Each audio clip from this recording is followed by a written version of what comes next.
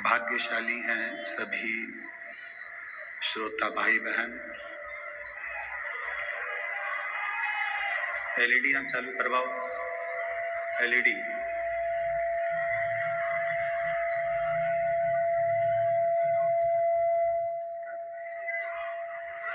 हटा दो।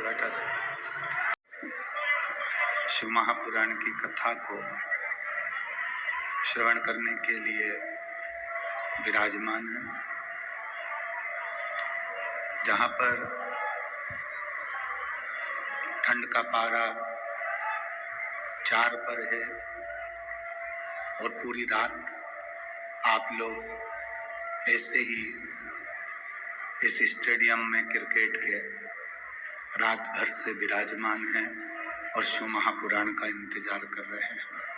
ये शिव भक्ति है, ये भगवान शंकर की कृपा है, ये उनकी उदारता है।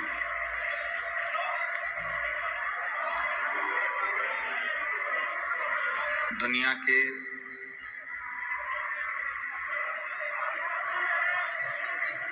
सारे कर्म सरलता में हो सकते हैं, पर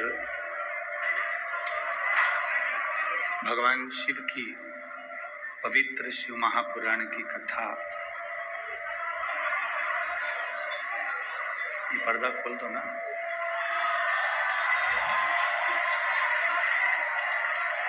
भगवान शिव की पवित्र शिव महापुराण की कथा यदि इस मृत्यु लोक में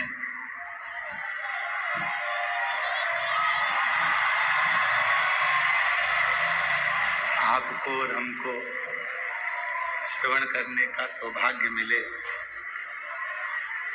तो ये मानकर चलिए कि आप और हम भगवान शिव के बहुत करीब हैं, बहुत नजदीक हैं।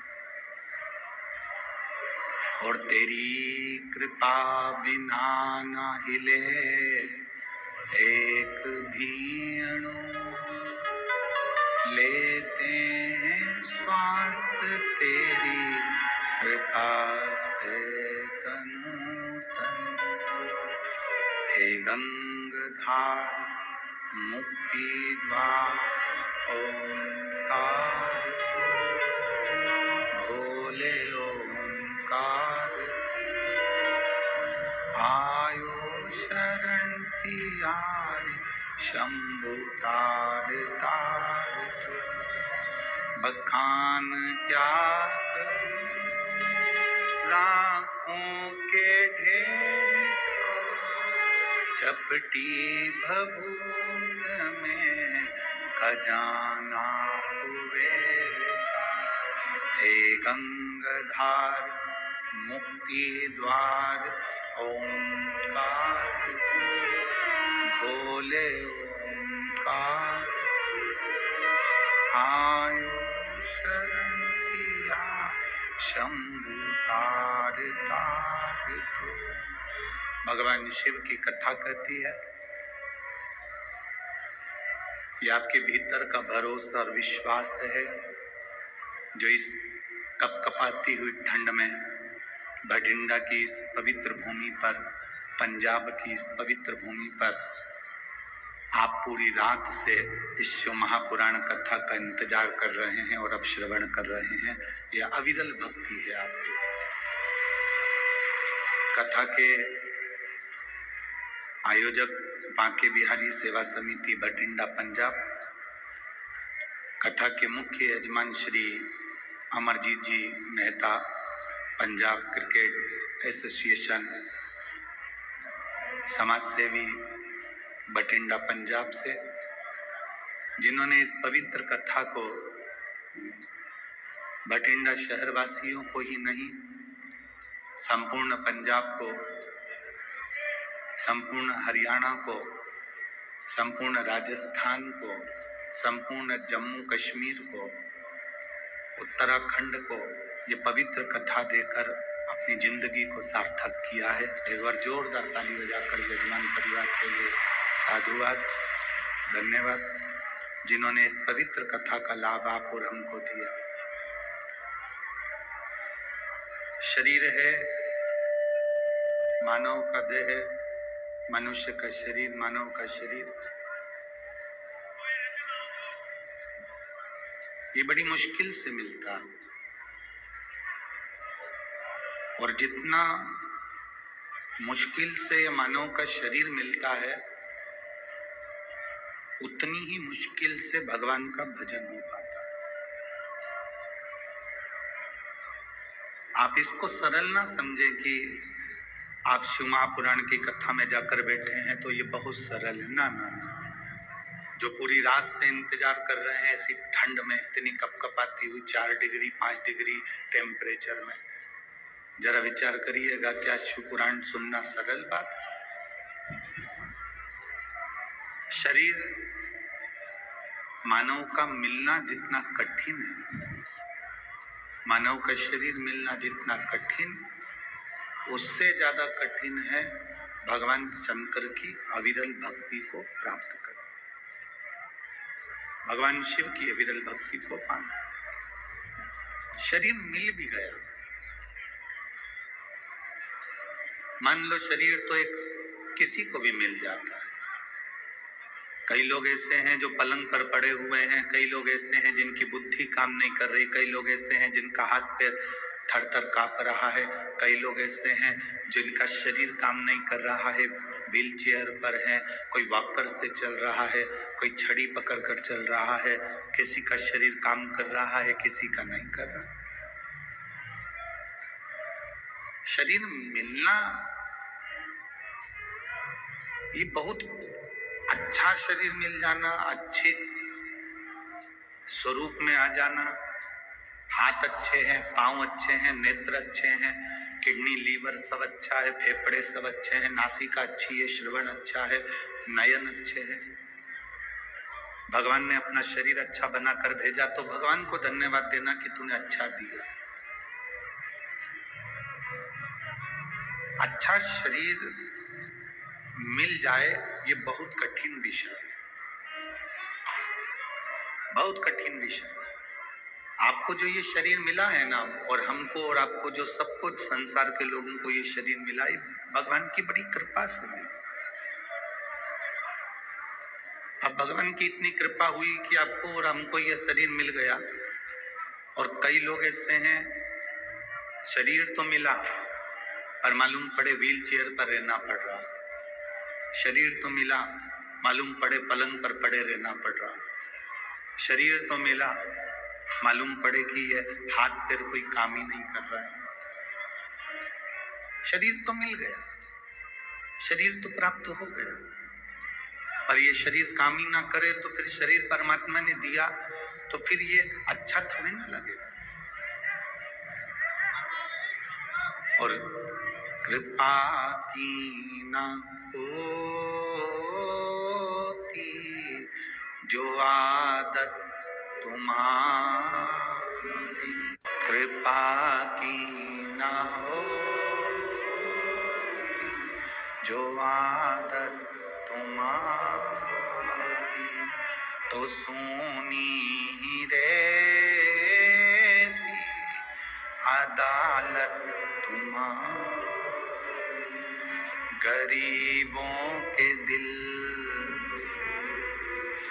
जगह तुम ना पाते, तो किस दिल में होती इबादत तुम्हारी।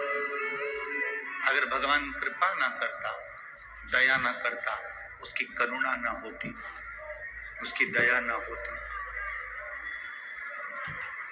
तो ये शरीर भी अच्छा नहीं मिला। दुनिया का सबसे पहला सुखी व्यक्ति है निरोगी काया,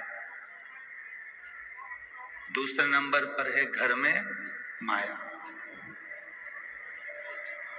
पहले नंबर पर है आपकी काया सुखी हो, शरीर सुखी।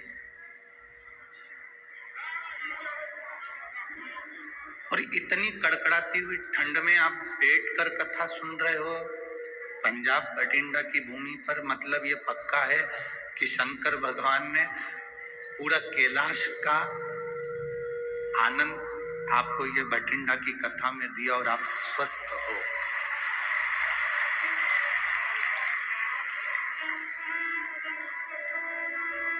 आप स्वस्थ हो।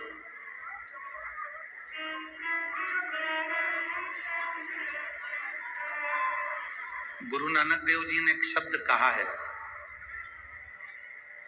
मने को। गुरु नानक देव जी अपने शिष्यों को बहुत कुछ कहते हैं। गुरु नानक देव जी ने अपने शिष्य मने से कहा,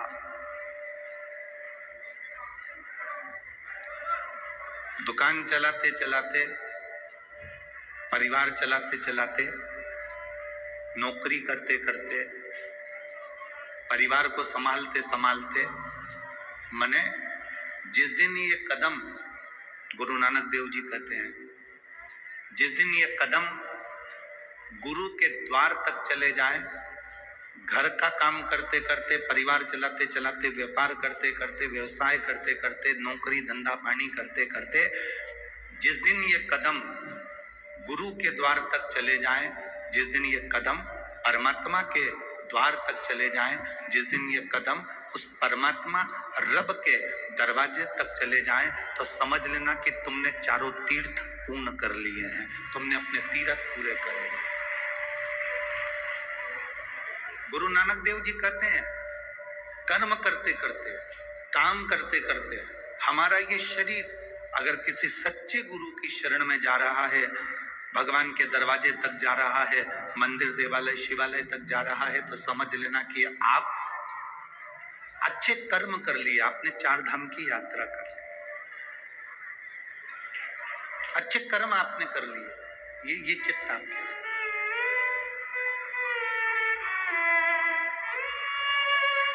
और मैंने तेरे ही भरोसे बाबा, तेरे ही भरोसे हवा बिच उड़ती जावांगी, बाबा डोर हथों छड़ी ना मैं कटी जावांगी, बाबा मैं तेरी पतंग शंभू, मैं तेरी पतंग हवा बिच उड़ती जावांगी, बाबा डोर हथों छड़ी ना मैं कटी जावांगी। अपने जीवन की गाड़ी को चलाते चलाते परमात्मा का भजन हो जाना, ये श्रेष्ठ है। अपने जीवन को चलाते चलाते परमात्मा की भक्ति हो जाना, ये श्रेष्ठ है।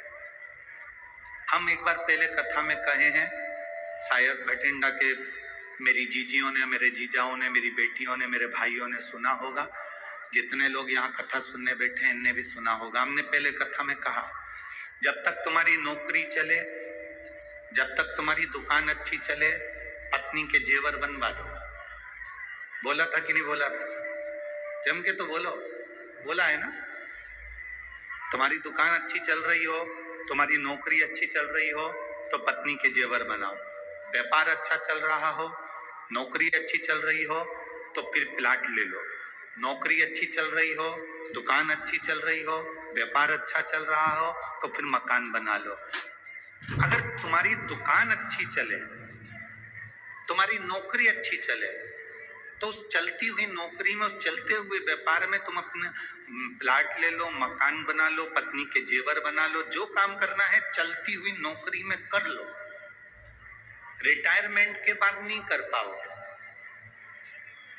दुकान पर बैठे बैठे शिथिल हो गए, अवस्था ढल गई, फिर नहीं कर पाओगे। अभी दुकान अच्छी चल रही है, नौकरी अच्छी चल रही है, तो जो काम करना है वो कर लो। शिव महापुराण भी यही कहती है, जब तक शरीर अच्छा चल रहा है तब तक भजन कर लो, और जब तक तुम्हारी घर में चल रही है तब तक दान करो। तुम्हारा शरीर अच्छा चले जब तक खूब भजन करो, तुम्हारा घर में तुम्हारा हक चले, तुम्हारा घर में तुम्हारा नाम चले, तुम्हारा लोग कहना माने तब तक तुम दान पुण्य भजन संकीर्तन सत्संग जो जो कुछ तुम्हें करना है वो सब कर लीजिए, सब करो।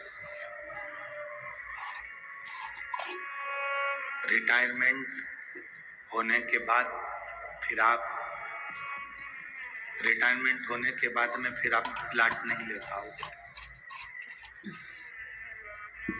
दुकान चलते चलते थोड़ी भी डाउन हो गई फिर आप बंगला नहीं बना पाओ, फिर आप पत्नी के जेवर नहीं बना पाओ। अभी चल रहा है तो कर लो, शरीर चल रहा है भजन कर लो, शरीर चल रहा है तो शिव महापुराण की कथा पंडाल में जाकर बैठकर सुन लो। शरीर नहीं चलेगा तो ना पंडाल में जा पाओगे, ना मंदिर जा पाओगे, ना कहीं दर्शन के लिए जा पाओगे। तुम्हारे घर में चल रही है तब तक दान करो, लंगर चलाओ, भंडारे करो, भोजन कराओ, प्रेम से सब कुछ।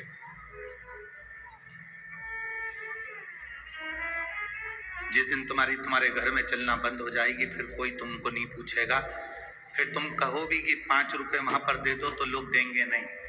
तुम कह भी दोगे कि वो 10 रुपए वहां पर जमा करिया, पेटीएम कर दे, ले गूगल पे कर दे, तो बच्चे अपने खाते में कर लेंगे, पर वहां नहीं भेज पाए। कठिन है।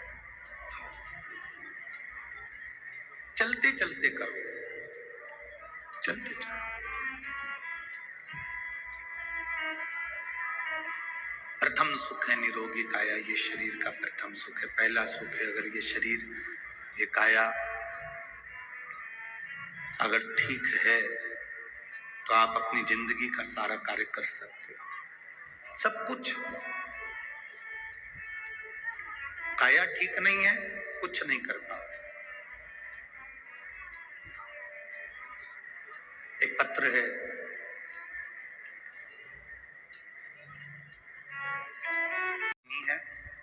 और मैं सिरसा हरियाणा का रहने वाला हूं। कहीं बैठे हो तो हाथ हिला सकते हैं। अमन जी सोनी, सिरसा हरियाणा। कहीं बैठे हो तो हाथ हिला सकते हैं। मेरा नाम अमन सोनी है, मैं सिरसा हरियाणा से यहाँ आया हूँ। मेरे पिताजी का नाम श्री धर्मपाल सोनी है। मेरा फोन नंबर ये है। एक लोटे जल का मैं वर्णन करना चाहता हूँ। गुरुदेव, 2021 में मेरे पिताजी को पेट में गांठ हो गई, 2-3 गांठ और आई।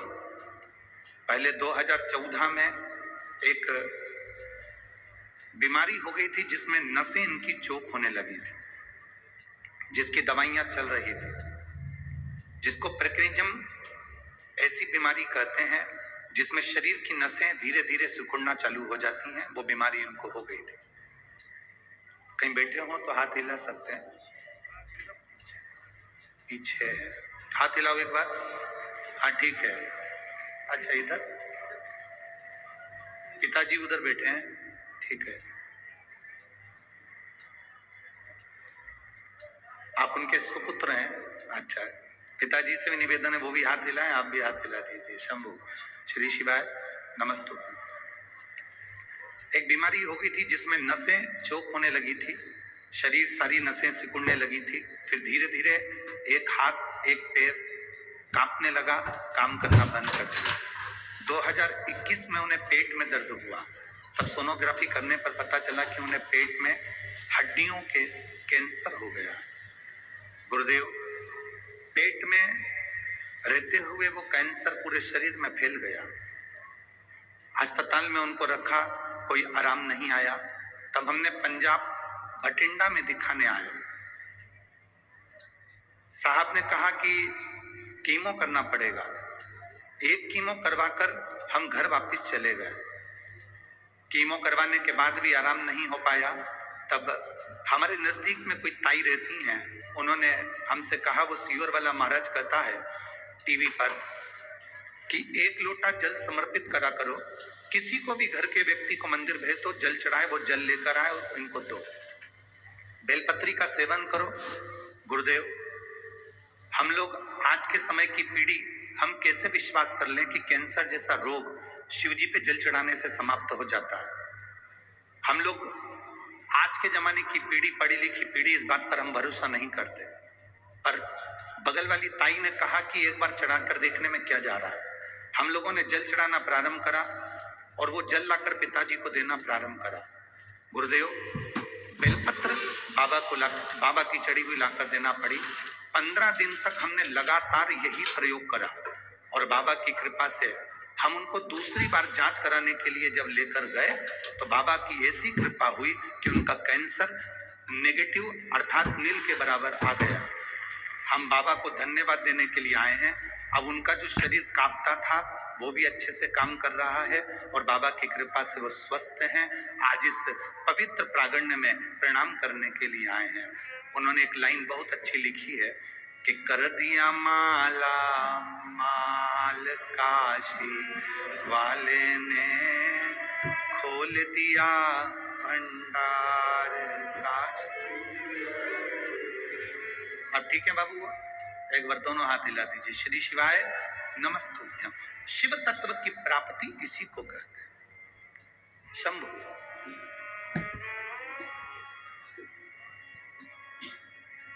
आप भरोसा करें ना करें, आपका विश्वास अगर दृढ़ है, आपका भरोसा यदि दृढ़ है तो शिव आपके करीब में है,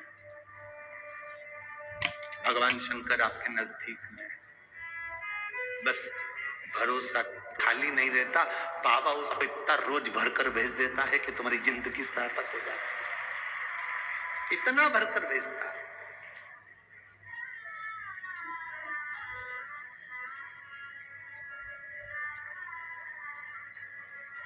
ये उसकी कृपा के बिना नहीं है, उसकी दया के बिना नहीं, उसने भेजा।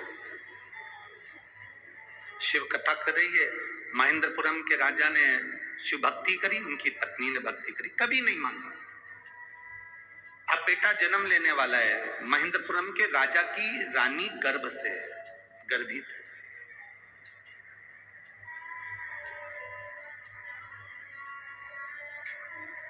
और रानी जब गर्भ से थी तो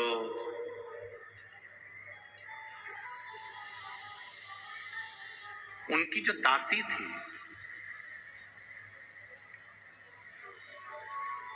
वो दासी शिव की विरोधी थी। बहुत ध्यान से सुनना कि आपका मन करता है कि मंदिर जाऊं, आपका मन करता है शिव जी को एक लोटा जल चढ़ाऊं, आपका मन करता है शिव महापुराण की कथा सुनूं, आपका मन करता है शंकर की कथा को अपने जीवन में उतारूं, या कभी मौका मिल जाए तो एक बार मैं भी बेलपत्र चढ़ाऊं, एक बार मैं भी शिव महापुराण की कथा सुनने जाऊं, ये आपका मन कर रहा है। कोई कोई मोहल्ले में, कॉलोनी में, क्षेत्र में, परिवार में कोई कोई ऐसा रहता है जो जिसको शंकर की निंदा करना अच्छा लगता है, शिव महापुराण की निंदा करना अच्छा लगता है।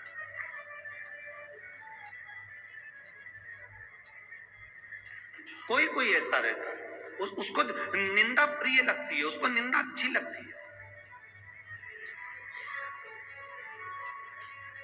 कितना बड़ा दोष है शिव महापुराण की निंदा, शंकर की निंदा करना या शंकर की निंदा सुनना। देव ऋषि नारद ने शिव जी की निंदा करी थी तो बंदर का मुंह लगा था। भगवान विष्णु ने शिव जी की निंदा सुनी थी तो उनको घोड़े का मुंह लगा था। उनका हयग्रीव अवतार हुआ था भगवान नारायण का, क्योंकि घोड़े का मुंह लगाया गया था, उन्हें निंदा सुनी थी।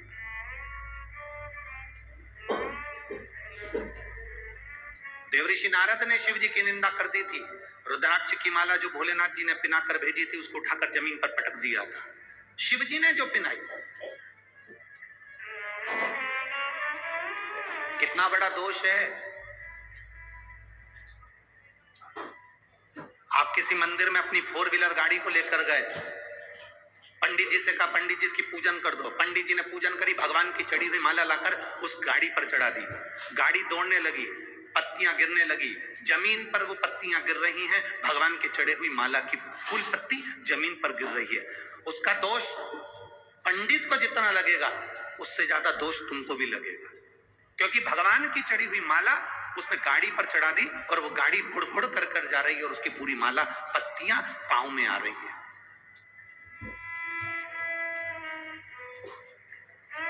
दोष लगता है। इंद्र का तो राज्य चले गया था, केवल भगवान की चढ़ी हुई। बाबा भगवान नारायण ने दुर्वासा बाबा को माला दे दी, वो माला उन्होंने उठाकर इंद्र को दे दी, इंद्र ने वो माला उठाकर एरावत को दे दी, एरावत ने वो माला जमीन पर पटक दी। भगवान की पहनी हुई माला जब जमीन पर पटकी तो इंद्र को श्राप लग गया कि तू तेरी राज सत्ता पूरी विहीन हो जाएगा, तेरी पूरी सत्ता चली जाएगी, पूरा वैभव चले जाएगा।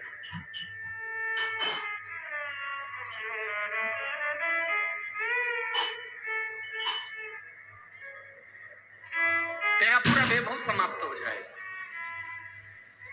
हमारी ये व्यासपीठ की हमारी एक नियम है, हमारा व्यासपीठ का एक नियम, बेलपत्री हम उसी को देते हैं जिसके हृदय में जरूरत है।